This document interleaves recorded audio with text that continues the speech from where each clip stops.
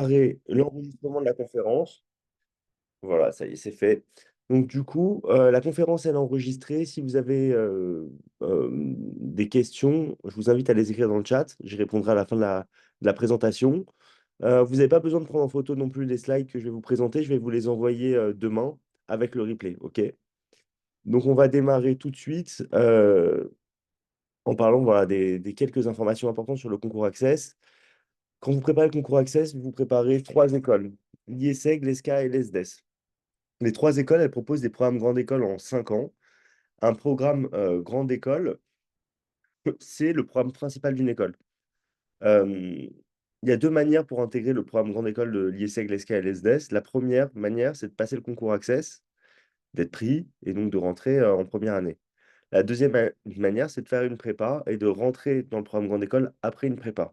Si vous passez par la case prépa pour rentrer dans ces concours-là, enfin dans ces écoles-là, pardon, vous rentrerez directement en troisième année. Vous faites 2 ans de prépa ou 3 ans de prépa d'ailleurs si vous redoublez, et vous rentrez en troisième année d'école.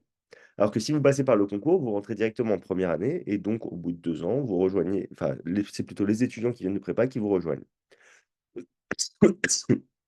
Pardon. Je crois que je suis tombé malade dans la nuit, mais tout va bien.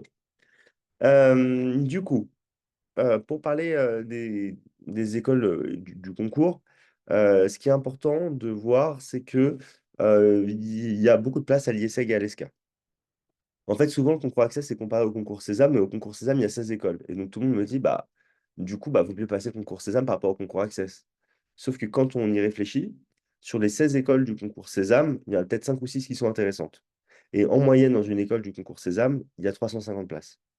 Du coup, en fait, l'IESEG et l'ESCA, ils ont 3 fois plus de places qu'une école du concours Sésame normale. Ce qui fait que, en fait, si on prend les écoles intéressantes de Sésame et qu'on compare aux écoles intéressantes d'Access, il y a à peu près autant de places.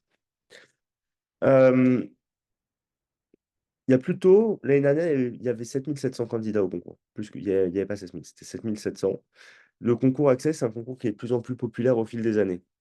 Ça fait une dizaine d'années que je fais ça. Je le vois bien, le profil des étudiants euh, a évolué en 10 ans.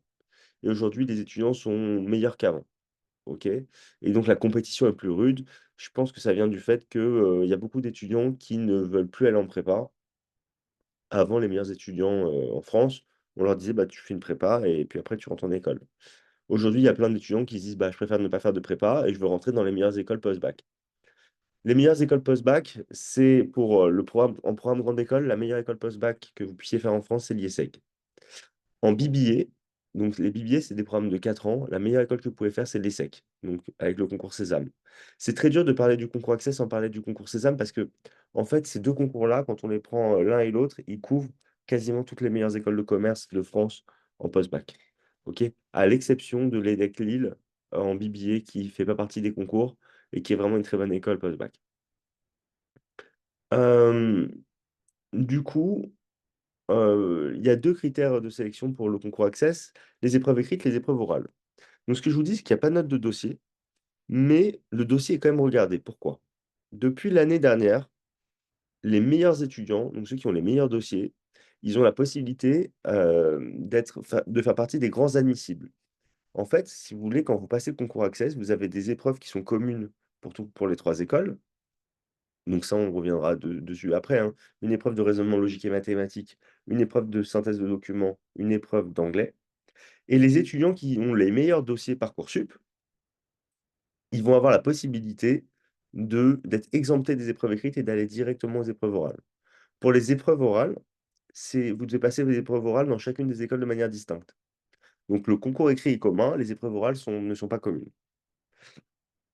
Hum, Du coup, oui, le dossier est regardé, mais il n'y a pas une note de dossier après qui est attribuée.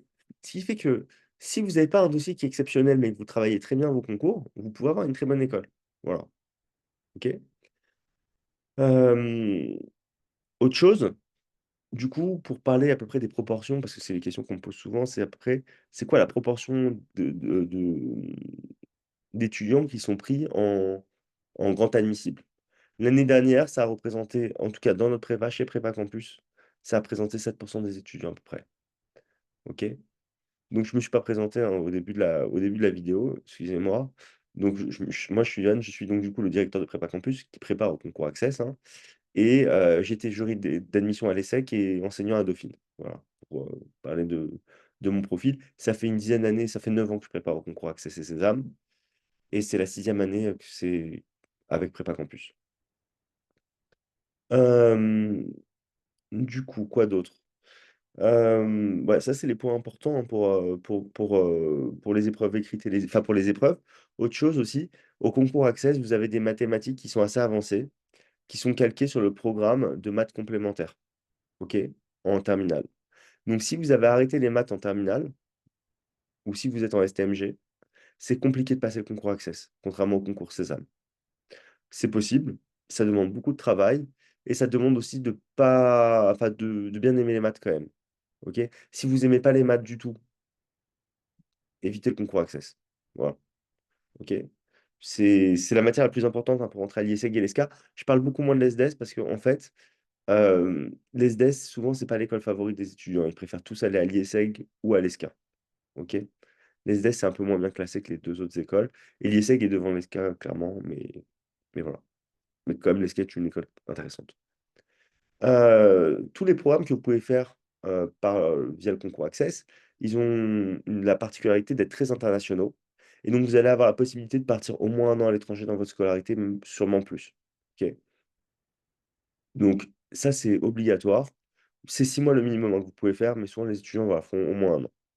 Euh, À côté de ça, c'est aussi des programmes, les programmes des concours, enfin des écoles d'Access, donc des PGE de l'IESEG, l'ESCA et l'SDS, où vous allez avoir des longues périodes de stage. Donc, vous allez avoir beaucoup de périodes de stage, ce qui fait que c'est très professionnalisant. C'est beaucoup moins théorique, je dirais, que l'université. Vous aurez des cours théoriques hein, dans les premières années, mais vous aurez beaucoup plus d'immersion professionnelle qu'à l'université en général. OK? Donc, plus d'immersion professionnelle, plus d'international. Et la troisième différence par rapport, je dirais, à l'université, c'est que la vie étudiante est beaucoup plus active. Ça, c'est les trois grosses différences. Et donc, une autre grosse différence par rapport à l'université, c'est le coût des études. Le coût d'une formation enfin, d'un programme de grande école, ça va être entre 10 et 12 000 euros l'année. Pour vous aider à financer votre préparation, enfin votre formation, pardon, qui va vous coûter entre 50 000 et 60 000 euros quand même, il y a plusieurs moyens. Le premier moyen, c'est de faire des prêts, enfin, des prêts étudiants à taux très faible. OK? Ça, c'est un moyen de financement qui est assez utilisé. La deuxième chose que je vous recommande, parce que ça fait faire des grosses économies d'un point de vue financier, c'est très intéressant, c'est de faire de l'alternance. Quand vous êtes en alternance, excusez-moi,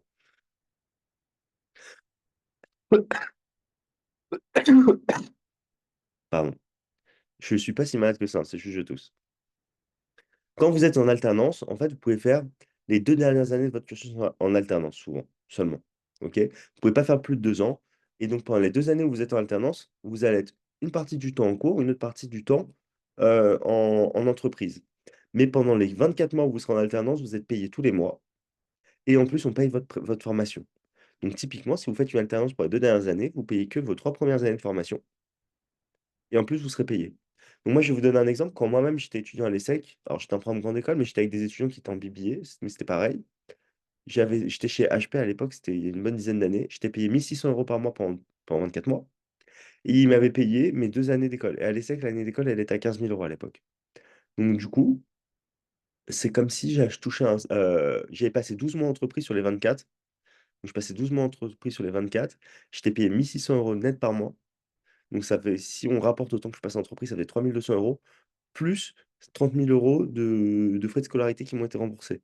Donc d'un point de vue financier, c'était extrêmement intéressant. Et donc ça, bah, vous aurez la possibilité de le faire. Toutes les alternances ne sont pas payées autant, ça dépend, mais c'est possible d'avoir des alternances payées dans ces eaux-là. OK? Ça dépend dans quel secteur vous vous situez. Et donc du coup, bah, il y a plusieurs alternatives au concours Access. C'est important de les voir et de les comprendre. Euh, Déjà, quand vous voulez faire une école post-bac, il y a des écoles, vous pouvez postuler directement, même hors Parcoursup. OK? En général, ce n'est pas les meilleures. Toutes les meilleures écoles de commerce post-bac, elles sont dans les concours Access ou Sésame, à part l'EDEC, le BBA de l'EDEC qui est hors concours, et Je mettrais ça bien, bien loin derrière, hein, le BBA de l'EDEC, mais le bachelor de l'ESCP, qui est en 3 ans, il est aussi hors Parcoursup. Enfin, vous pouvez le postuler sur Parcoursup, mais hors concours. Pour être tout à fait sincère avec vous, on pose beaucoup de questions sur le bachelor de l'ESCP. Moi, je le trouve surcoté. Sincèrement, je vous explique pourquoi. C'est un programme qui est très international et qui est très agréable parce que, enfin, il est sexy parce que vous allez étudier 1 an à Paris et 2 ans à l'étranger. Donc ça, c'est cool. Maintenant, les retours que j'ai des étudiants, c'est que le niveau général des cours est pas très élevé et que, on s'amuse bien, mais niveau travail, c'est pas d'une grande intensité. Et bon, je pense que quand on paye, 15 000 € l'année, parce que ça va dans ces eaux-là, pour aller à l'ESCP, on s'attend à avoir une formation de qualité et où on va bien travailler, on va pouvoir faire pas mal de choses. Donc la formation est très internationale, c'est vrai, mais le niveau des étudiants, il est pas non plus extraordinaire. Et au niveau de la formation non plus. Donc ce qui est très important, c'est que quand vous regardez une école, il faut regarder le programme aussi. Parce que le programme grande école de l'ESCP, je suis d'accord avec tout le monde pour dire que il est excellent, il est excellentissime. C'est un des meilleurs programmes de France, avec les SEC et HEC. OK? Par contre, le bachelor de l'ESCP en 3 ans, c'est pas pareil. C'est la même école, c'est pas le même programme et c'est pas du tout, du coup, le même niveau. D'un autre côté, on a d'autres programmes qui sont pas les programmes grande école, qui sont très, très bons. Donc par exemple, typiquement pour l'EDEC, le BBA, c'est pas le programme grande école, mais il est très bon. Pour l'ESSEC, le BBA et pour l'EM Lyon, c'est pareil, les BBA sont excellents. Voilà. Donc c'est vraiment à prendre en compte et ça dépend. Et donc du coup, on a des programmes post-bac qui sont de 3 à 5 ans. Donc c'est important que je vous explique c'est quoi la différence entre un programme à 3 ans, 4 ans, 5 ans. Un programme en 3 ans, c'est les bachelors. Donc typiquement, le bachelor de l'ESCP, ça va être en 3 ans. OK? Et donc en France, on n'a aucun bachelor qui est vraiment bon, je trouve, qui est vraiment d'un très bon niveau, on n'en a aucun, OK? Le meilleur, c'est celui de l'ESCP, je dirais. Après, on a des programmes en 4 ans. Les programmes en 4 ans, donc ça va donner, comme les bachelors, un grade de licence, alors que vous avez fait une année de plus. En fait, les programmes BBA, c'est calqué sur ce qui se fait, à l'étranger et dans les universités anglo-saxonnes. Heu Ça a la particularité, les BBA, d'être très international en général, enfin pas en général, toujours quasiment. C'est très international, c'est, très immersif, on va faire, des stages et on va tout de suite rentrer dans le vif du sujet dans les matières de management. Alors que quand vous faites un programme en 5 ans, on va prendre plus de temps pour faire des matières théoriques, comme des statistiques, comme de la sociologie, heu, voilà, comme ce type de matière-là. On va prendre moins de temps dans les BBA parce qu'on a une année de moins. On va plus vite rentrer dans la finance, dans, la comptabilité, dans le marketing et dans les ressources humaines, par exemple, OK? Qui sont des vraies matières de gestion que vous ferez peut-être un peu plus tard dans un programme grande école. Hem, les BBA en France, on en a des excellents. Le meilleur, c'est celui de l'ESSEC et après on a celui de l'EDEC et de l'EM Lyon qui sont les deuxièmes meilleurs, ex aequo. Et après, à côté de ça, je vous mettrai Neoma et Schema. Tous les meilleurs BBA, ils sont dans le concours Access dans le concours Sésame, pardon, sauf celui de l'EDEC, comme je vous l'ai dit. Et enfin, dans les programmes en 5 ans, donc les programmes grande école, parfois ça s'appelle pas programme grande école, mais souvent ça s'appelle comme ça. Les programmes grande école, les meilleurs programmes grande école que vous puissiez faire en post-bac, c'est l'IESEG en 1, de loin. Et après en 2, à égalité, je mettrai l'ESCA qui est dans le concours Access, le M Normandie dans le concours Sésame. Voilà. Les programmes grande école, quand vous intégrez un programme grande école, c'est la même chose qu'intégrer un programme grande école après une classe préparatoire, sauf que vous intégrez 2 ans avant. OK? Comme si vous aviez une prépa intégrée. Si vous souhaitez, voilà, le seul truc, c'est que toutes les écoles ne sont pas accessibles en post-bac. Enfin, tous les programmes grande école ne sont pas accessibles en post-bac. Typiquement, si vous souhaitez rentrer dans les meilleurs programmes de France, c'est-à-dire le programme grande école de l'ESSEC, d'HEC pardon, de l'ESSEC, de l'ESCP, de l'EDEC, de l'EM Lyon, les 5 meilleurs programmes, vous êtes obligé de passer par la classe préparatoire. 2 ans en prépa, 3 ans si vous redoublez et après vous faites 3 années en école. OK?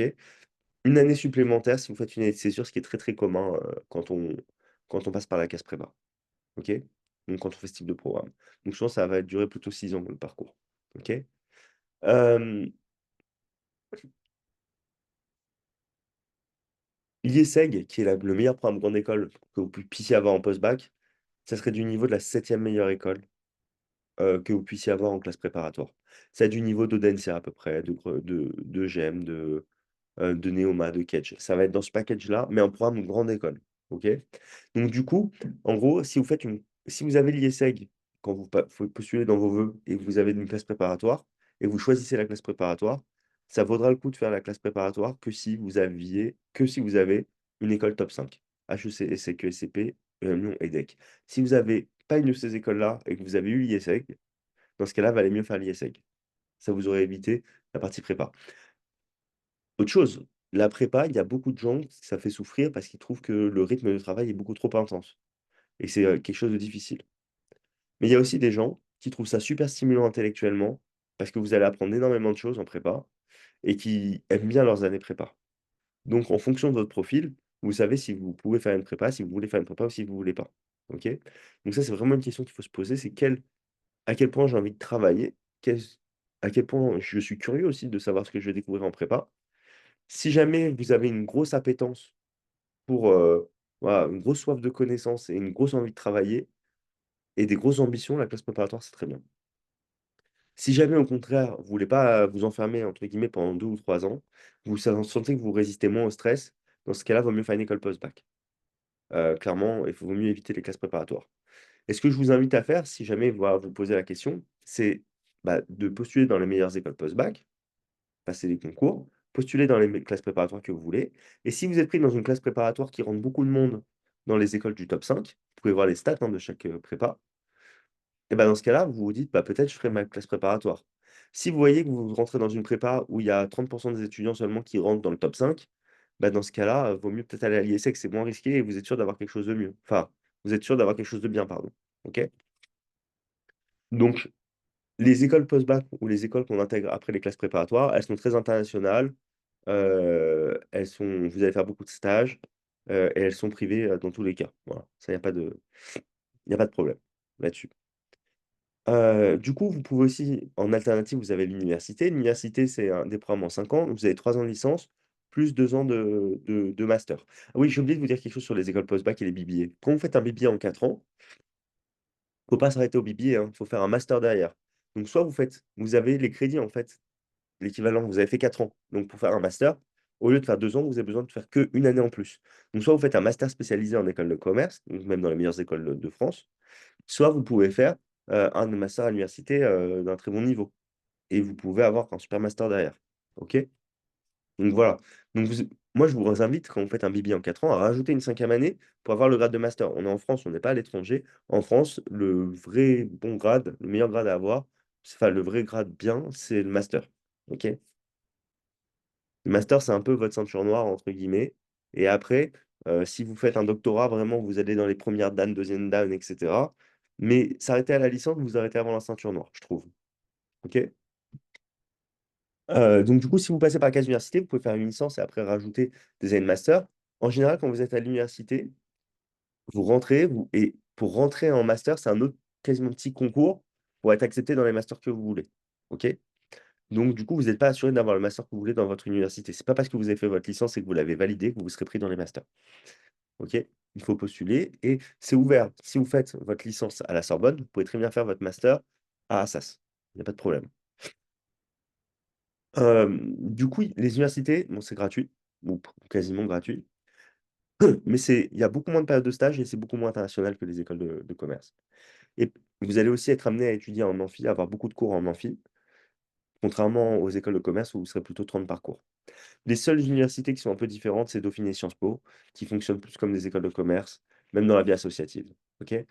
La différence entre Sciences Po, enfin, surtout entre d'ailleurs Dauphine et les écoles de commerce, c'est au niveau de l'administration, je trouve.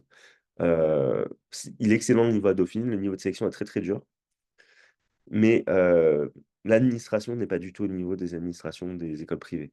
À Dauphine, pour avoir une convention de stage, il faut les supplier, hein, et je sais, je travaillais à Dauphine et j'ai étudié là-bas aussi. J'ai étudié à Dauphine, à l'ESSEC et j'ai travaillé à Dauphine. Niveau, comment dire? Niveau administration, Dauphine, c'est nul, hein. Quand j'étais à l'ESSEC, ça m'a fait un choc. On s'occupe de vous, personnellement, on fait attention à vous à l'ESSEC. Si vous avez des questions, si vous souhaitez faire des choses, entreprendre quelque chose, des projets et cetera, on va vous encourager.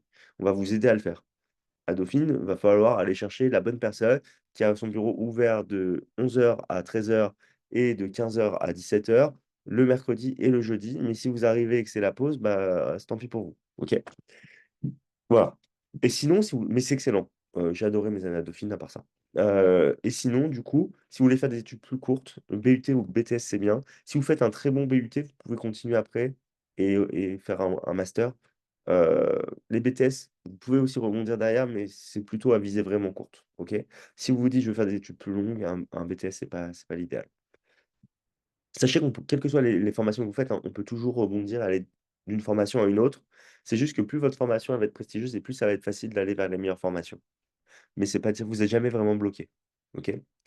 Hem et donc du coup, voilà, c'était un petit tour d'horizon, je pense avant de passer vraiment, au concours, Access et de rentrer vraiment dans la profondeur. Alors je regarde. Je répondrai à toutes vos questions du coup à la fin de la présentation, il y a pas de souci. Donc quand on regarde le classement des écoles post-bac, ça, c'est les classements de cette année, hein. On a l'IESEG en 1, l'ESCA en 2. Par contre, non, il y a un bug dans la slide, excusez-moi. L'ESCA, c'est dans le concours Access et l'UM Normandie dans le concours Sésame. OK? Et l'EDEC, c'est hors concours, dans le deuxième tableau. Donc je vais vous refaire le tableau enfin, je vais vous redonner le tableau bien. Du coup, le classement des premiers d'école, voilà. En premier, on a l'IESEG, dans le concours Access. En 2, on a l'ESCA dans le concours Access. En 3, on a l'UM Normandie dans le concours Sésame. En 4, le MLV dans le concours Sésame. C'est les meilleures écoles de commerce en 5 ans post-bac. OK? Hem, sachez que l'ESCA et l'EM Normandie, c'est au coude à coude. Vraiment, c'est le même niveau. L'année dernière, l'EM Normandie était devant l'ESCA. Cette année, c'est l'ESCA. Franchement, ça se vaut. L'IESEG, c'est vraiment devant ces 2 écoles et le MLV, c'est un petit peu derrière. OK? L'EM Normandie est très, très sexy en ce moment, a vraiment la cote, je trouve, parce qu'ils ouvrent beaucoup de campus à l'étranger. Et en fait, là, ils vont ouvrir un campus à Boston là, pour l'année prochaine. Ils ont déjà ouvert à Oxford et en fait, vous pouvez étudier avec les meilleurs profs, bah, des grosses universités américaines à Boston et enfin, je sais pas si c'est les meilleurs profs d'ailleurs, mais les profs des universités des grosses universités américaines de Boston et des grosses universités anglaises, à Oxford. Enfin, en fait, vous aurez les mêmes profs qu'Oxford University. À l'ESCA, leur stratégie, au contraire, ça a été plutôt d'ouvrir des campus dans toute la France. Donc il y a sûrement un campus qui est pas très loin de chez vous, où vous soyez en France. Et en fait, pour le classement des BBA, donc en fait, en 1, on a l'ESSEC, en 2, ils ont mis l'EDEC. Donc l'EDEC qui est hors concours, hein, pas concours Sésame, il y a une erreur dans la slide. En 3, Schema, en 4, EM Lyon. Sincèrement, l'EM Lyon, c'est devant Schema tous les jours pour moi. Et c'est du niveau de l'EDEC. En fait, il faut faire attention avec les classements. Il y a 2 ans, l'EDEC, il avait classé 7e, hein. Ça, c'est le classement de l'étudiant de cette année. Il y a 2 ans, ils avaient mis l'EDEC 7e. Ils ont jamais été 7e, l'EDEC. Ils sont 2, 3, 4. OK? Ils sont jamais été premiers non plus. Les premiers, c'est l'ESSEC. OK? Donc on a vraiment ESSEC en 1 selon moi, l'EDEC et l'EM Lyon en 2, Schema et Neoma en 3. OK? Neoma, là, ils l'ont mis 5e, ils étaient 2e l'année dernière. Voilà, pour vous dire, dans les classements. Donc les classements, il faut faire un peu attention à ce qu'on voit dans les classements. Ça vous donne un bon aperçu du niveau d'une école et d'un programme, mais c'est pas une réalité absolue. Enfin, c'est pas une vraie réalité absolue. D'une année sur l'autre, les classements peuvent pas mal varier, alors qu'en réalité, le niveau des écoles, il change pas tant que ça. OK? Heu et ça, moi, j'ai du recul, en fait, j'arrive facilement à l'établir, le classement aussi, parce que j'ai tellement de retours d'étudiants, d'anciens étudiants de la prépa, qui me disent: «Ça, j'adore, là, c'est trop bien, là, c'est moins bien» et cetera. Je peux vous dire qui est qui, en fait. Donc là, j'ai pas mal de recul et donc du coup, le classement, c'est une chose, mais c'est pas tout. Hem, l'ESSEC, donc en programme post-bac, en BBA, c'est un peu plus dur à avoir que l'IESSEC parce qu'il y a beaucoup moins de place et le niveau des étudiants, il est à peu près similaire au niveau des étudiants de l'IESSEC. C'est une d'un aussi bon niveau que au moins d'un aussi bon niveau que l'IESSEC en BBA, voilà, pour que vous puissiez faire une comparaison. Donc c'est pas parce qu'un programme, il est plus court qu'il est moins bien, OK? Mais voilà, clairement, les 2 meilleurs programmes que vous puissiez avoir en post-bac, IESSEC, ESSEC, de loin. Enfin, pas de loin, mais bien. OK. Du coup, maintenant, on va parler des épreuves du concours Access. Vous avez la synthèse de documents, le raisonnement logique et l'anglais. Attendez, je regarde dans mes slides. Voilà. On va rentrer plus en détail hein, sur ces épreuves-là. La synthèse de documents, vous avez 3 heures. C'est une épreuve qui dure 3 heures. On va vous donner un corpus de documents qui va faire une vingtaine de pages et une douzaine de documents en général. Et vous devez rédiger une synthèse de 350 mots, plus ou moins 10%, entre 315 et 385 mots. Il faut mettre aucune connaissance personnelle dans votre synthèse. de documents et en fait, juste reprendre les idées qu'il y a dans les documents. OK? On reviendra dessus un petit peu plus enfin, juste après d'ailleurs, juste après cette slide. Pour la partie raisonnement logique et mathématique, c'est moi le prof, hein, de prépa campus de raisonnement logique et mathématique. Vous avez 2 heures, c'est un vrai-faux, OK? Et vous avez 3 parties, logique, mathématiques, problème. Je vais bien vous expliquer il y a quoi dedans.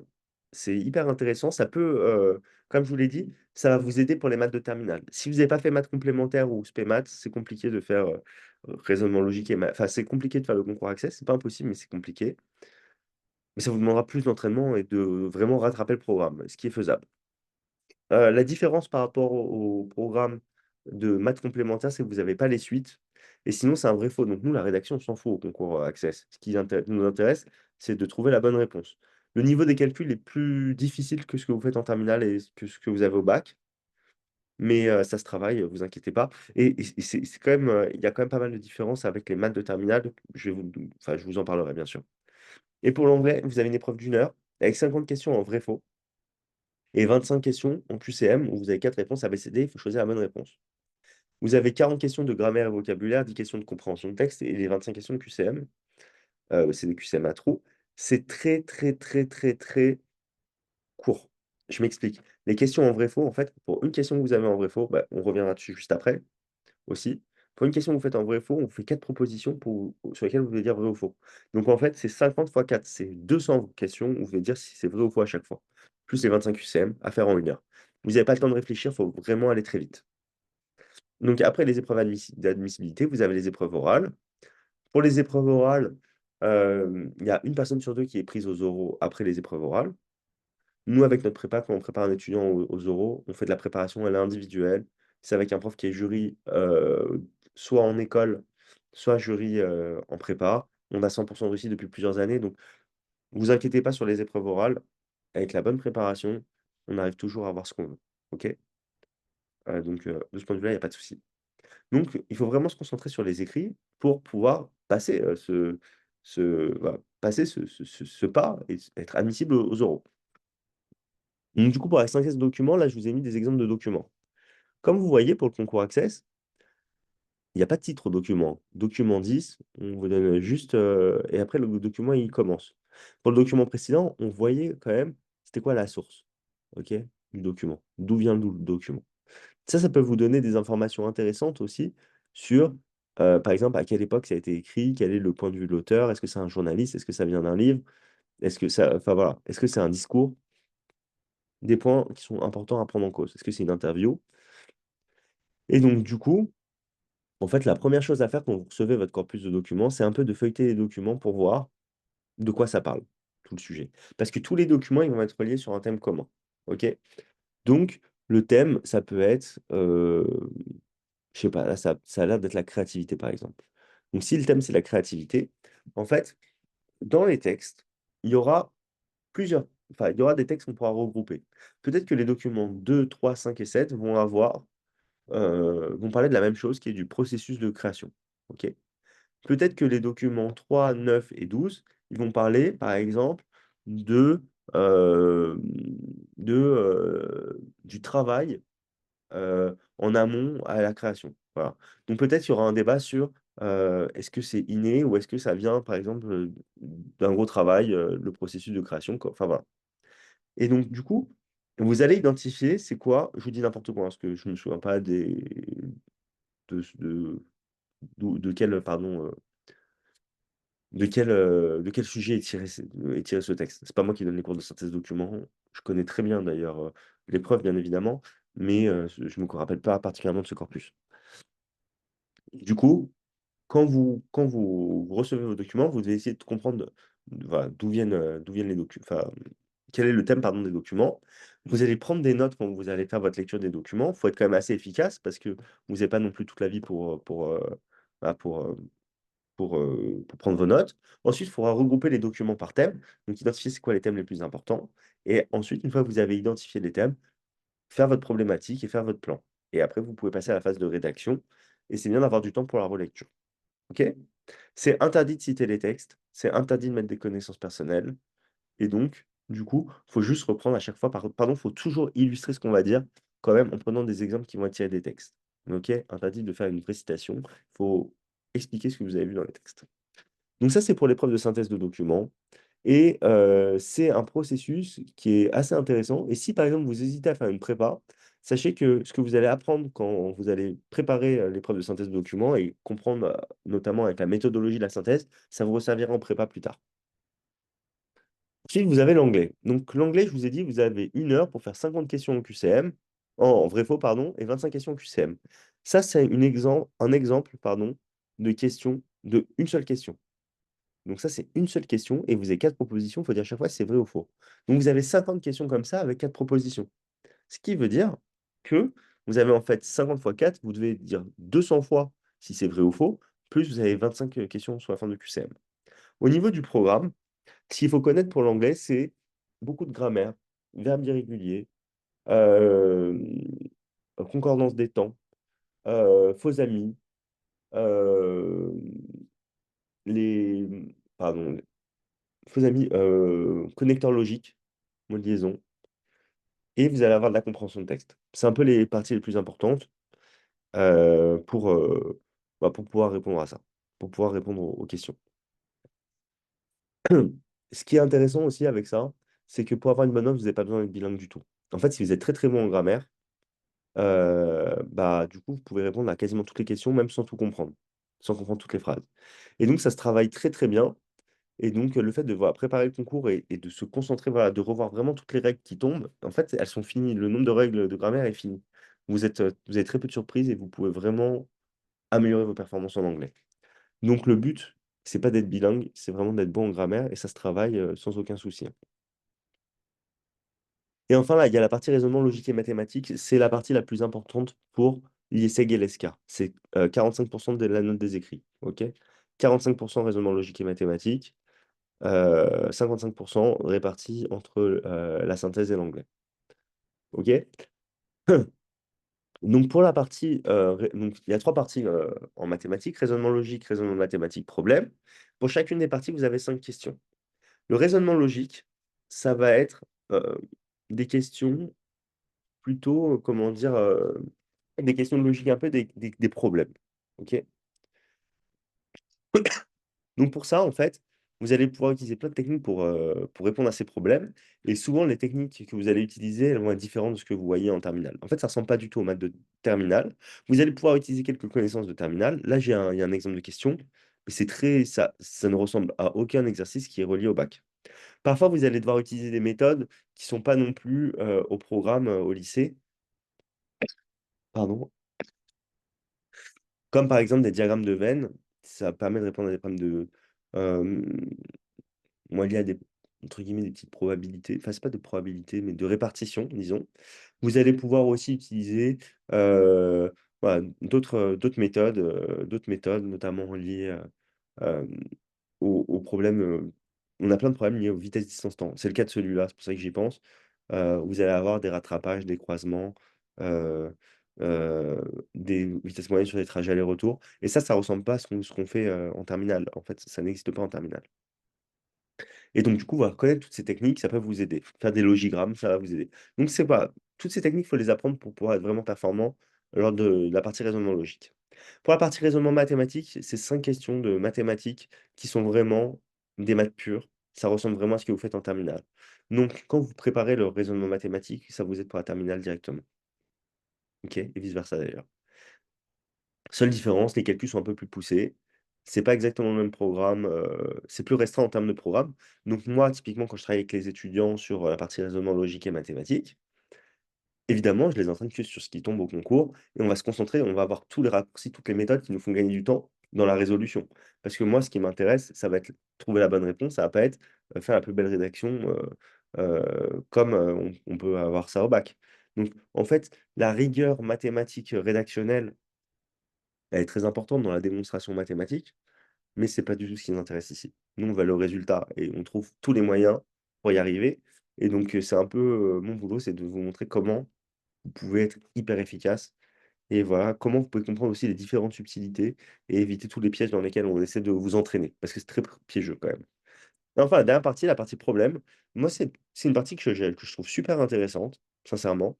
C'est une partie, en fait, la partie problème où vous allez, donc il y aura des mathématiques comme en terminale, mais on va vous présenter des nouvelles notions, soit de maths, soit d'économie, par exemple, ou autres, hein, qui sont complètement nouvelles pour vous. On va vous expliquer ces notions-là pendant le problème et vous montrer comment vous pouvez utiliser ces notions. Et ensuite, ce sera à vous d'utiliser dans les questions. Du coup, en fait, ça, c'est un truc qu'on fait jamais au bac, enfin, on fait jamais au lycée, c'est que vous allez devoir appliquer des choses que vous avez jamais vues avant. Et donc, du coup, ça veut dire qu'il faut réfléchir et pas paniquer et comprendre, bah, ce qu'on vous explique pour pouvoir le réappliquer. Donc nous, quand on entraîne des étudiants pour les problèmes, ce qu'on fait, c'est pas essayer de deviner ce qui va tomber. Non, on va les entraîner à avoir la démarche, en fait, de réappliquer une méthode qu'ils vont découvrir sur le moment. Et c'est une démarche qui est un peu nouvelle pour les étudiants, mais si vous paniquez pas, vous vous rendez compte que c'est pas si compliqué que ça. Et donc, du coup, vous pouvez être vraiment performant par rapport aux autres.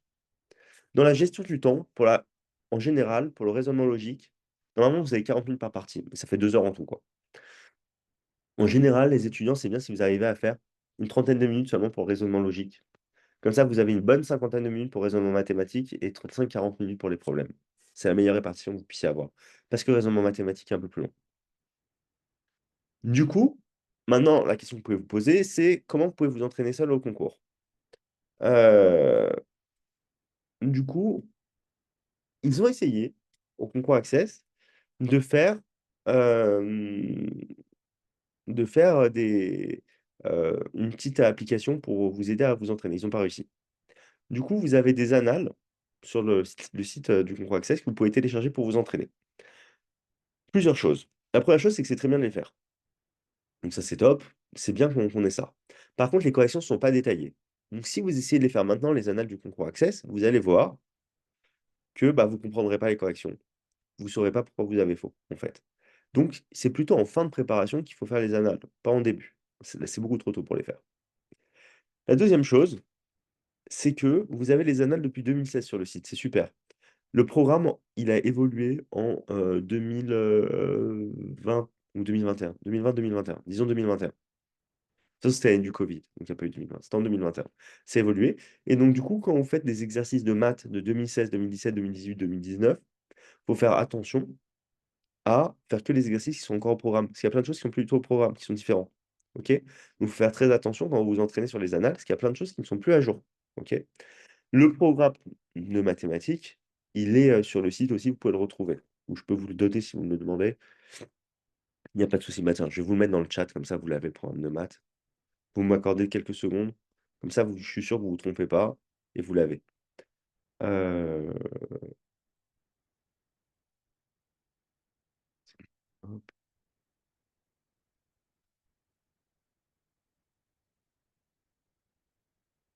attendez, hop.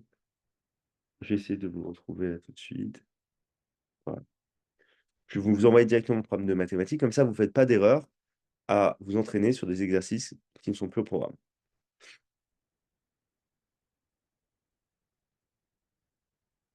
Euh,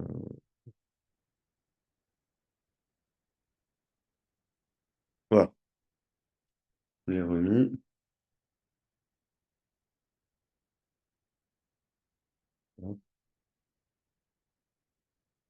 OK. Du coup, il y a des livres aussi qui peuvent vous aider à vous entraîner. Vous avez par exemple le Grand Manuel du Concours Access. Vous avez aussi la Bible du Concours Access. Moi, je trouve que le Grand Manuel est mieux. Le seul problème du Grand Manuel, c'est que alors la partie cours, elle est intéressante. Voilà, ça, c'est le bon côté. Après, les exercices, souvent, ils sont tirés des annales que vous avez directement en ligne. Donc, vous n'allez pas découvrir grand-chose. Vous aurez des il y a pas beaucoup d'exercices aussi, hein, honnêtement, et c'est très peu mis à jour. Voilà. C'est le problème des livres, c'est très limité, hein, mais ça aide. OK? Sinon, pour vous entraîner en anglais, le compte BBC Learning English, ça peut être vraiment pas mal, le compte Insta. OK? Pour les actus, Hugo Décrypte, c'est parfait. Sur Prépa Campus, on a arrêté de faire les actualités. En vrai, Hugo Décrypte, c'est très bien. Et pour la partie raisonnement logique et mathématique, sur Prépa Campus, notre Insta, vous allez trouver pas mal d'astuces. Sinon, vous pouvez voir aussi la chaîne YouTube Ed Academy, où c'est pas du tout ciblé sur le concours Access en particulier, mais il y a des vidéos, ils expliquent des choses utiles pour le concours Access. OK? Et enfin, pour les étudiants de la prépa, en fait, vous n'avez pas besoin de tout ça si vous êtes étudiant de la prépa, parce qu'on a une plateforme qu'on met à disposition des étudiants de la prépa, où vous avez des cours en vidéo sur chacun des thèmes qui tombent, des exercices sur tous les thèmes, les corrections vidéo sur tous les exercices et en fait, vous avez, des fiches de révision, vous avez tout ce qu'il faut en fait pour vous entraîner. OK? Donc si vous faites partie de la prépa, vous pouvez vous entraîner uniquement avec notre plateforme. Il y a 1000 fois plus d'exercices que dans les livres. Il y a tout ce qu'il faut. Ça vous empêche pas de faire des annales à la fin de votre préparation d'ailleurs, c'est très bien. Et en plus, on a des corrections pour certaines annales qui sont détaillées. Heu, mais de toute façon, voilà, il y a plein de sujets complets, il y a des sujets aussi thème par thème. Comme ça, si vous savez, vous avez une difficulté, je sais pas, sur les logarithmes, bah, vous allez sur la partie logarithme, il y a le cours qui est tout expliqué et il y a plein d'exercices. Et donc ça, c'est pour vous entraîner tout seul en plus de ce qu'on fait. Si vous êtes boursier, ça coûte trop cher pour vous faire une prépa. Mais la plupart des étudiants aujourd'hui font une prépa pour préparer les concours. Pour pas que vous soyez désavantagés, je vous donne accès à la plateforme et à tous les replays des cours d'ailleurs pour 300 €. OK? Donc ça permet en fait aux boursiers d'être compétitifs par rapport aux autres étudiants pour un coût qui est vraiment qui est moindre par rapport, à ce que coûte une prépa en temps normal. OK? Donc cette offre, elle est possible que pour les boursiers. On gagne pas d'argent dessus. Le but, c'est vraiment de donner une chance à tout le monde de réussir les concours. C'est plutôt, une question d'éthique, pour moi en tout cas. Donc voilà, c'est pour ça qu'on met ça à disposition. Donc voilà, pour que tout le monde ait une chance, on propose ça. On peut pas vous faire venir en cours parce que voilà, mais ça coûterait trop cher, ça coûterait plus cher sinon. Mais par contre, vous donnez tous les replays, vous donnez accès à la plateforme et cetera, répondre à vos questions, on peut le faire. OK? Du coup, si vous souhaitez, vous préparer avec nous, alors hop, on va si vous souhaitez vous préparer avec Prépa Campus, je suis désolé, je switch, il y avait un problème sur la slide, hein. En fait, on a des formules pour préparer les concours Access et Sésame. Donc du coup, pour le concours Access, typiquement, sachez que tous les étudiants qui ont fait une de ces 2 formules-là, donc tous les étudiants qui ont fait la formule avec les cours hebdomadaires ont eu, soit l'IESEC, soit l'ESCA l'année dernière. OK? Et tous les étudiants, sauf 2 qui ont fait l'option full stage, ont eu, pareil, une des écoles du concours, Access. OK? Hem, ou l'IESEG ou l'ESCA, pardon. OK? Et il y en a un qui a eu que les S et il y en a un qui a rien eu. Donc du coup, hem, ce qu'on vous propose pour préparer les concours, en fait, c'est un mix entre des cours hebdomadaires et des stages intensifs. Ou alors vous pouvez tout faire sous la forme de stages intensifs. Donc quoi qu'il arrive, l'anglais et la synthèse de documents, ça se travaille mieux sous la forme de stages intensifs pendant les vacances scolaires. Vous êtes que 3 par cours pendant ces stages-là et vous pouvez faire ces stages en décembre ou en février. Pour l'anglais, vous allez faire 2 heures par jour sur 5 jours, pareil pour la synthèse. Donc si vous faites les 2, ça vous prendra une matinée ou une après-midi, 4 heures par jour sur 5 jours, pour préparer l'anglais et la synthèse de documents. À la fin de votre stage, on prend rendez-vous avec les parents, les étudiants, enfin c'est moi qui prends rendez-vous d'ailleurs, et je vous fais un débriefing de comment ça s'est passé et qu'est-ce que vous pouvez faire pour vous améliorer après votre période de stage et pour travailler. Donc je vous enverrai des exercices ciblés à faire, sur la plateforme pour que vous puissiez continuer de travailler et bosser sur vos faiblesses. Pour la partie raisonnement logique et mathématique, soit vous la faites du coup en cours hebdomadaire, et donc là, les cours hebdomadaires, ils commencent le 4 novembre. Alors le nombre de places, il est limité. On est déjà, à 60 des capacités, en termes d'inscription, OK? On a ouvert les inscriptions en, début septembre. Vous avez, hem, vous avez des cours qui sont proposés tous les jours du lundi au vendredi. Pour vous préparer en raisonnement logique et mathématique, il faut venir au moins une fois par semaine. Donc soit le lundi, soit le mardi, soit le mercredi, soit le jeudi, soit vendredi. Si vous venez une seule fois dans la semaine, vous préparez tout le programme. Par contre, vous avez la possibilité de venir plusieurs fois pour vous entraîner et donc du coup, pour faire plusieurs fois le programme. Donc ce qui est intéressant, c'est qu'on ne fait pas le programme dans le même ordre tous les jours. Donc le lundi, le mercredi, le vendredi, typiquement, on ne fait pas les mêmes cours. Mais à la fin de l'année, vous aurez fait quand même tous les cours et on change aussi tous les exercices d'ailleurs. Donc du coup, si vous venez le lundi, le mercredi, le vendredi, vous allez faire 3 fois 1 heure de cours, mais vous allez faire à chaque fois des exercices différents. C'est juste que dans l'année, la partie cours, vous la referez plusieurs fois, ce qui vous fera des rappels d'ailleurs et ce qui fera que vous aurez peut-être pas besoin de vous entraîner tout seul à côté. OK? Mais bon, le minimum à faire, c'est de venir une fois par semaine, lundi, mercredi ou vendredi. Lundi, mardi, mercredi, jeudi ou vendredi, pardon. Les cours du lundi et du mardi, c'est les mêmes et du mercredi et jeudi, c'est les mêmes aussi. Donc ça sert à rien de venir lundi et mardi. Par contre, si vous voulez, vous pouvez venir, lundi, jeudi. Voilà. OK? Ça sert à rien de venir non plus mercredi, jeudi. Donc voilà, donc option A, vous faites cours hebdomadaire, raisonnement logique et mathématiques, stage d'anglais, stage de synthèse. Option D, vous faites tout sous la forme de stage et donc vous avez stage d'anglais, stage de synthèse où vous êtes 3 par cours et vous avez stage de logique et problème où vous êtes que 2 et stage de mathématiques où vous êtes que 2. OK? Ça fait 4 modules Et du coup, si vous faites les modules de logique et de mathématiques, c'est des cours d'1 heure et demie. OK? Donc si vous faites tout sur la même semaine, ça vous fait 7 heures par jour. Si vous répartissez entre Noël et février, ça vous fait une demi-journée, ça vous fait que la matinée ou que l'après-midi à Noël et en février. Voilà, pour chacune des semaines. À ce stade-là de l'année, si vous avez la possibilité, la partie co-hebdomadaire, c'est l'idéal. Comme ça, si vous avez des difficultés, moi, c'est moi qui donne les cours, vous pouvez me le dire et je peux vous réexpliquer même en dehors des cours ce que vous n'avez pas bien compris, quitte à prendre même 1 heure avec moi en individuel où je vous réexplique un cours que vous n'avez pas compris. Et ça, je le fais gratuitement, c'est partie du suivi. Donc, on va vraiment vous suivre de très près. On va faire attention à vous et je serai vraiment votre référent tout au long de l'année, voilà, pour travailler avec vous.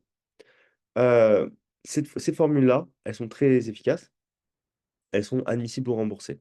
Du coup, c'est si vous avez aucune école, on vous rembourse. Tout, OK? Donc tout. L'année dernière, la personne qui avait eu aucune école sur Access, elle avait fait Sésame aussi en parallèle, elle a eu beaucoup de très bonnes écoles sur Sésame. Donc du coup, elle était dans Access Sésame et donc elle a été à l'EM Lyon quand même. Donc elle était très contente, mais voilà. C'était un bon étudiant d'ailleurs enfin, c'est un étudiant qui était pas mauvais, qui a eu un accident sur Access, j'imagine que ça peut arriver, voilà. Mais et voilà. On a aussi une offre qui est similaire pour le concours Sésame. Elle est un peu plus chère parce que vous avez le module d'enjeux contemporain en plus. OK? Donc c'est pour ça que c'est 1 790 € ou 1 890 €.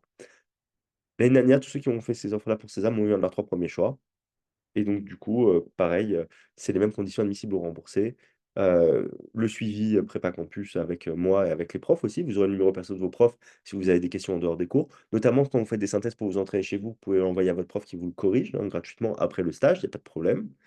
Et du coup, on est capable de faire un suivi, voilà, individuel avec chacun d'entre vous et de faire même des petits cours en plus avec vous si vous avez des difficultés. Voilà, c'est tout ce que j'avais à vous expliquer, hein, sur nos préparations.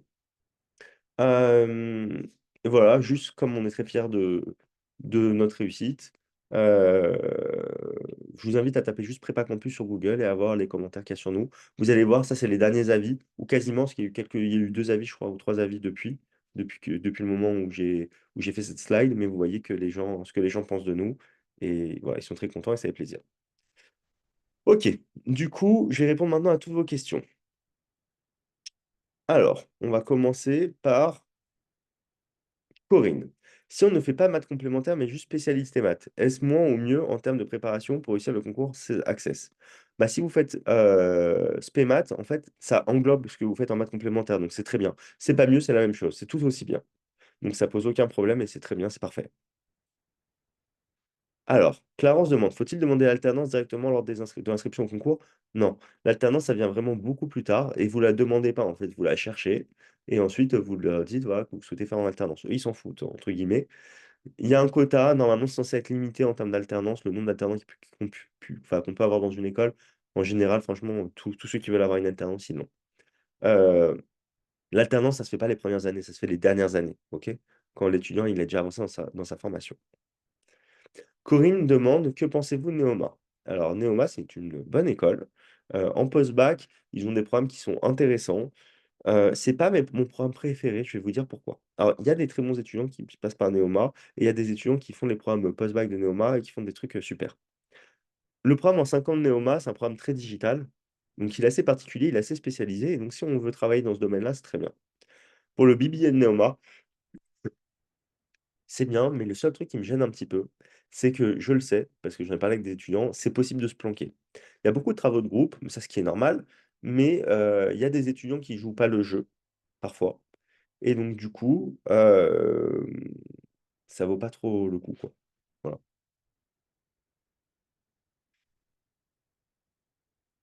Voilà. Donc mais voilà, mais c'est intéressant. Et Corinne demande aussi: «Si on rate les meilleures écoles type ESCAI, ESSEC, EM Normandie, Neoma, BBA, de l'ESSEC et cetera, que pensez-vous de faire le bachelor ESCP comme alternative pour ensuite faire un master? Ou quelle autre alternative?»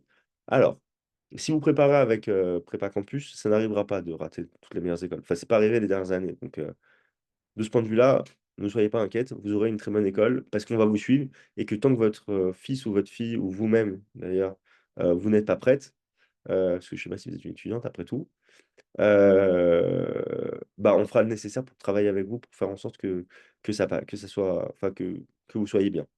pareil, hein, on va pas vous mettre la pression, hein, pendant la préparation.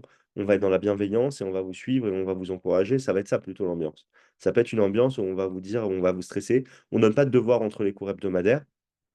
Mais en fait, on vous recommande des choses à faire en plus que si vous voulez, mais on va pas être dans le contrôle de ce que vous faites. Mais on va vous suivre et au contraire, si je vois que vous êtes en difficulté, je vais vous suggérer: «Est-ce que tu veux qu'on revoie ça ensemble? Est-ce que tu veux qu'on passe du temps, que tu me réexpliques?» Il y a des étudiants, ils vont venir directement vers moi. Il y en a d'autres, c'est moi qui vais aller vers eux. Même parfois, je vais essayer d'être encore plus, comment dire? «Fin que ça» entre guillemets. C'est des parents qui me disent: «Ouais, je la vois, je vois ma fille, elle est un peu, démoralisée, elle trouve ça dur et cetera». Et moi, je vais aller voir, l'étudiant, je vais pas dire: «Ah, ta maman est venue me parler». Je vais lui dire: «Écoute, je te propose qu'on fasse un point pour voir où tu en es». Je fais ça avec pas mal d'étudiants en ce moment et cetera et j'en profite pour les reprendre, retravailler avec eux et leur dire: «Bah, voilà, on va faire 1 ou 2 séances en plus tous les 2 où je réexplique et je m'occupe d'eux». Et on essaie de faire ça en finesse, OK? Donc et pareil, donc j'attends des étudiants qui viennent vers moi, j'attends des parents qui hésitent pas à venir vers moi s'ils détectent quelque chose et moi, j'hésite pas à aller vers les étudiants et les parents quand je détecte quelque chose d'ailleurs. Et sinon, du coup, le bachelor de SCP, c'est une alternative, qui est correcte. Je vous conseille de postuler via Parcoursup, hein, si vous voulez prendre le SCP comme alternative, parce qu'ils ont d'autres sessions hors Parcoursup, mais ils vous demanderont de payer avant s'ils vous prennent. Donc du coup, c'est mieux de passer par Parcoursup, comme ça vous avez tous les résultats en même temps et ça vous évite de payer pour rien. Et donc, faire le SCP et un master, c'est possible. Autre alternative, c'est d'aller à la fac ou d'aller dans un IUT pour faire un BUT, quoi, faire un BUT. C'est d'autres alternatives, possibles. Mais voilà, avec une bonne préparation, vous aurez des bonnes écoles, c'est promis. Oui ou non demande: «Quelle est la moyenne attendue pour être comptadmissible?» Je dirais que la moyenne, c'est au moins 16 de moyenne. Après ça les lycées, ça compte, hein. Mais je vais vous donner un exemple. L'année dernière, j'ai eu 2 étudiants du même lycée, un à 16, un à 17. Celui à 17 n'a pas été grand admissible, celui à 16 l'a été. Alors ils ont pas trop compris pourquoi, parce que c'était des étudiants, c'était 2 copains. 2 étudiants qui avaient à peu près le même niveau dans les différentes matières, juste il y en avait un qui était un peu plus fort que l'autre. Donc c'est pas une science exacte.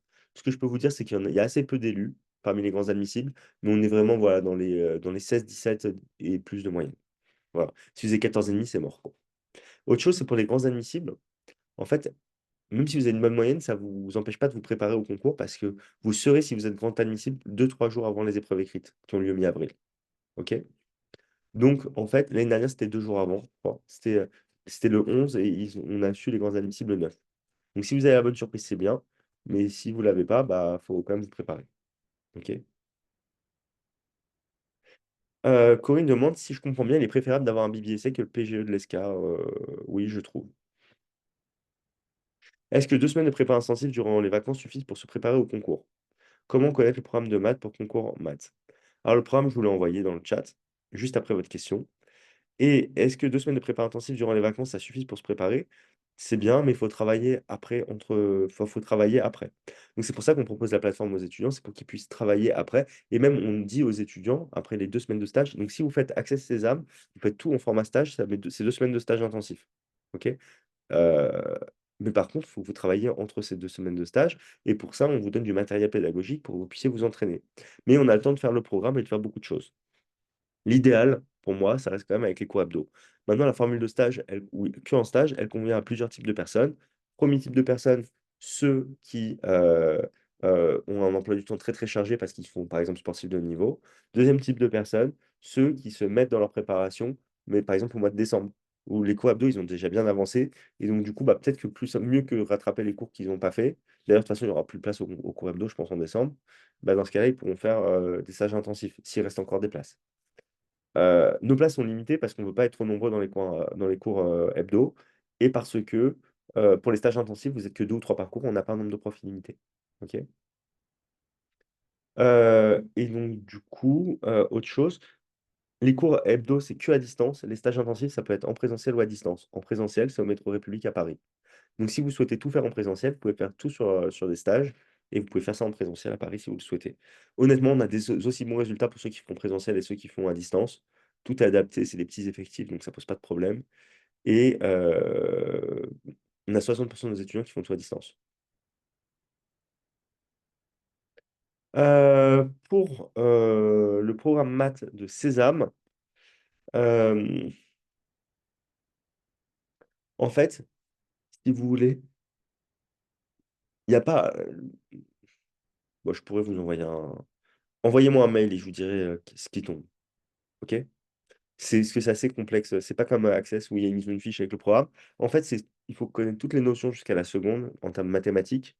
Mais après, en fait, c'est que des astuces, des petits systèmes à utiliser, etc. Mais je pourrais vous dire c'est quoi les grands thèmes qui tombent. Concours Access plus difficile, donc école IESEG ESCA meilleur que Sésame. Non, pour répondre à Corinne. Non. Euh, c'est plus difficile en mathématiques, c'est plus technique si vous voulez. En anglais, c'est pas plus difficile d'un point de vue technique, mais vous avez moins de temps. Et en synthèse de documents, moi je trouve ça plus facile que l'analyse documentaire. Il y en a qui préfèrent l'analyse document. Il y en a qui pensent le contraire, mais moi je trouve que l'analyse documentaire de Sésame est plus dure. Mais après, voilà, ça dépend des goûts et des couleurs. En fait, non, l'IESEC, c'est du niveau de l'ESSEC. Sauf qu'il y a 3 fois plus de place qu'à l'ESSEC, hein, donc c'est un avantage. L'ESCA, c'est du niveau de l'EM Normandie, voilà. À la limite, on pourrait me dire, ouais, du BBA de l'EM Lyon, etc. Même si je le mets peut-être un tout petit peu devant le BBA de l'EM Lyon. Après, c'est un autre programme, donc c'est peut-être difficile de comparer les deux, mais voilà. Mais donc, non, le concours Access, c'est pas forcément mieux que le concours Sésame. Après, si vous voulez absolument une école qui est, enfin, en fait, la plupart des étudiants ils font Access et Sésame en réalité. 70% des étudiants font Access et Sésame. C'est juste que si vous ne faites pas de mathématiques, il faut faire que Sésame. Voilà. Ou si vous voulez, par exemple, que l'ESCA ou que l'IESEC, là, dans ce cas, vous faites que le concours Access. Mais ça concerne une minorité de gens en réalité. Où se déroulent les stages intensifs? À Paris, à République ou en ligne, bien évidemment. Heu, comment vous positionnez-vous par rapport à vos concurrents comme IPSUP, Prévision? Quelle différence? Alors, bah, pour répondre à Corinne, il y a pas mal de différences. La différence numéro 1, c'est déjà la taille des effectifs. Vous allez travailler sur des effectifs qui sont plus petits. Hem, après en termes de suivi aussi, on n'a rien à voir avec, des prépas plus connus comme IPSUP. Enfin, je sais pas s'ils sont plus connus, mais plus diversifiés. IPSUP, c'est une usine, ils ont 2000 étudiants, ils savent pas qui vous êtes, ils vous connaissent pas. Quand vous appelez, vous êtes tombé sur un standard, vous faites vos cours et après basta, ils s'en foutent de votre vie entre guillemets. Nous, on va avoir une approche qui est différente. On limite le nombre d'étudiants. Il va y avoir dans l'année un nombre d'étudiants qui va être limité. On va avoir à peu près 100 étudiants sur Access, 100 sur Sésame à peu près. Mais ça ne veut pas dire que c'est 200 étudiants d'ailleurs, parce qu'il y en a qui font les deux. Donc on va aller avoir entre 150 et 200 étudiants, disons, dans l'année qu'on va suivre. Euh, vous aurez le contact perso de chacun de vos profs en dehors des cours pour poser vos questions quand vous vous entraînez. Vous avez la plateforme où vous avez la possibilité, voilà, de poser vos questions directement et de vous entraîner aussi. Si vous avez besoin de quelque chose, ça va être moi votre contact. Vous m'appelez pour que je vous explique les concours. Je vous explique comment ça va se passer. Enfin, on peut discuter des écoles, quelle école choisir en fonction de votre profil, etc. Je vous fais des petits cours de maths gratuits si vous ne comprenez pas quelque chose. Ça n'a rien à voir en termes de suivi. Et donc, vous avez, par exemple, je vais vous donner je crois, le truc le plus gros qui s'est passé l'année dernière, c'est qu'il y a eu des bugs sur le concours Sésame. À ma connaissance, bah, dans aucune prépa, bah, dans toutes les prépas, vous étiez livré à vous-même. Bah, moi, ce que j'ai fait, c'est que j'ai appelé le directeur de Sésame. J'ai expliqué que j'ai eu beaucoup d'étudiants qui ont eu des bugs. Je lui ai demandé ce qu'ils pouvaient faire, ce qu'on devait faire pour qu'ils obtiennent réparation. J'ai organisé une conférence le soir même du concours pour expliquer aux parents ce qu'ils devaient faire. Ils ont tous obtenu réparation, tous ceux qui ont eu des bugs. Et donc, du coup, ça n'a pas altéré leurs résultats. Mais ça, il y a personne qui fait ça, entre guillemets. Et pareil, je relis vos lettres de motivation. Après les stages, les profs, ils me font tous un retour sur comment ça s'est passé pour chacun des étudiants. Vous pouvez prendre rendez-vous avec moi, et cetera. Donc, voilà, ça, c'est le suivi où on va avoir aussi une très, très grosse, différence. Je dirais, voilà, c'est ça. Et après, en termes de résultats, du coup, ça nous permet d'avoir, je pense, les meilleurs résultats de France, sur les concours. À quelle heure ont lieu les cours hebdomadaires? Les cours hebdomadaires, en fait, il y a tous les jours, il y a un cours Sésame, un cours Access. OK? Parfois, c'est le cours Sésame en premier, parfois, c'est le cours Access en premier, ça dépend des jours. Et donc, les cours, c'est de 18 à 19 et 19h15 à 20h15. Donc, vous avez tous les jours 1 heure Sésame, 1 heure Access. Si vous faites les deux, bah, vous pouvez venir aux deux. Si vous faites que l'un, bah, vous aurez accès que aux cours que vous faites, donc que Sésame ou que Access. Le vendredi, c'est un peu plus tôt, c'est 17h30, 18h30 et 18h45, 19h45. Voilà. Et donc, du coup, je réponds encore à Corinne qui m'a demandé: «Est-ce que je peux répéter pour, l'ESCP?» Oui, je peux répéter. Pour l'ESCP, en fait, ils ont plusieurs sessions auxquelles vous pouvez postuler pour, pour, être admis à l'ESCP. Et en fait, si vous faites, la prochaine session qui va être, dans quelques semaines, enfin, j'ai pas la date en tête, vous allez peut-être être pris, en fait, savoir que vous êtes pris à l'ESCP dans un mois. OK? Et ensuite, ils vont vous dire: «Bah, pour garder votre place, il faut que vous payiez un acompte de 2 000 €». OK? Sauf qu'après, vous allez postuler sur Parcoursup, vous allez faire vos trucs sur Parcoursup, et cetera et vous allez voir que, bah, vous êtes pris à l'ISEG à la fin de l'année et bah, du coup, je vous dis: «Je vais aller à l'ISEG», bah, votre acompte de 2 000 € il est perdu. Alors que si vous attendiez Parcoursup pour postuler à l'ESCP, parce que vous pouvez postuler aussi via Parcoursup, vous recevrez pardon, vos résultats de l'ESCP en même temps que vos résultats de l'ISEG. Ce qui fait que si vous n'êtes pas pris à l'ISEG, vous pouvez vous dire: «Bah, je vais à l'ESCP». Mais sinon, si vous êtes pris dans les 2, vous vous dites: «Bah, je vais à l'ISEG et puis tant pis, je laisse tomber le l'ESCP». Heu, je sais si c'est pas clair, vous pouvez me reposer la question quand même. Gounon demande: «Quelle est la durée du stage intensif Access et pour Access et Sésame?» Si vous faites, cours hebdo, la formule avec les cours hebdo, vous avez des stages aussi, hein. Donc si vous faites cours hebdo et stage pour Access, vous aurez en gros, hem, vous aurez donc des cours hebdo toutes les semaines et le stage intensif pour Access, ça serait l'anglais et la synthèse de documents, donc ça vous prendra juste 4 heures par jour sur une semaine. Donc soit le matin, soit l'après-midi. Si vous faites Access et Sésame avec les cours hebdo, vous avez anglais, analyse documentaire, synthèse. En anglais, c'est un stage le stage il commence quasiment le même programme pour Access et Sésame. Donc du coup, si vous faites tout sur la même semaine, ça vous prendra 6 heures par jour sur, une semaine. Mais vous avez la possibilité de dire: «Bah, je fais 2 heures par jour en décembre et 4 heures par jour en février». Voilà, c'est vous qui décidez et vous êtes, voilà, que 3 parcours à chaque fois. Si vous faites le concours Access que sous la forme de stage et que vous mettez ça sur une seule semaine, ça vous prendra 7 heures par jour sur une semaine. OK? Ou alors possibilité de faire 3 heures et demie sur une semaine, 3 heures et demie sur une autre semaine. Vous pouvez répartir. OK? Et si vous faites Access Sésame en formule que les stages, ça vous prendra 2 semaines, 5 heures et demie par jour en décembre, 7 heures par jour en février. OK? Voilà. On propose toutes les dates, hein, pour février. Donc, voilà, je pense que j'ai répondu à toutes vos questions. Proposez-vous des formules de coaching individuel sans faire de stage? Alors, je suis pas sûr de comprendre exactement ce que vous recherchez. Donc dans ce cas-là, je vous propose de m'appeler, voilà, et pour m'expliquer exactement ce que vous voulez, je pourrais vous expliquer. N'hésitez pas à m'envoyer un message aujourd'hui, comme ça on se fixe un petit rendez-vous et on s'appellera demain, par exemple. Voilà. Donc mon contact, je vous le mets là. De toute façon, vous l'avez dans tous les mails que je vous ai envoyés. Je vais pas vous harceler de mails, hein, rassurez-vous. Le prochain mail que vous recevrez, ce sera le dernier de ma part. Enfin, ça va être, heu, pardon, le prochain mail, ça va être, heu, le replay de la conférence. Je pourrais vous envoyer j'ai fait la même conférence sur le concours Sésame, je pourrais vous envoyer aussi le replay de la conférence Sésame et je vous enverrai les slides. Vous avez mentionné une personne sur 2 est prise aux oraux, mais quel est le pourcentage d'essais GSK? En fait, excusez-moi, c'est pas clair ce que j'ai dit Valérie du coup. En gros, quand vous êtes admissible aux oraux, une personne sur 2 va être prise ensuite parmi les admissibles, OK? Donc s'ils ont 1 100 places à l'IESEG, ils vont pas faire passer aux oraux 2 300 personnes, OK?